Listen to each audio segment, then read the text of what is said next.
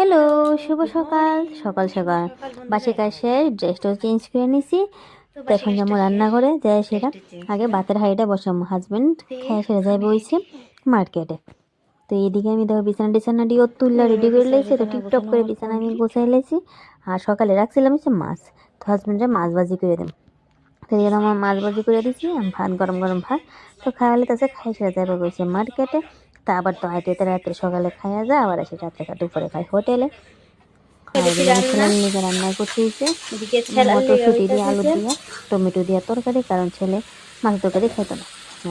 ছেলের একটা মাছ ভাজি করি না, আর আলু ভাজি করছিলাম, আর এটা করে দেয় ছেলে দিয়ে দেবো যে খাবে। আর এরকম করে তরকারি রান্না ছেলে এই তরকারিটা চাই, একটু মাছের তরকারি খাইতে চায় না।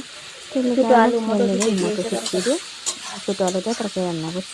এই তরকারিটা আছে না, আমার ছেলে ভীষণ ভালো খায়।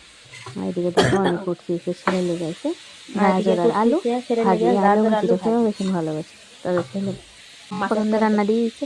আর এদিকে রাখছিলাম মাছ মাসি তখন আমার লেগে তরকারি, আর এদিকে ছেলেরে দিয়ে দিচ্ছি খাবার। টাটা।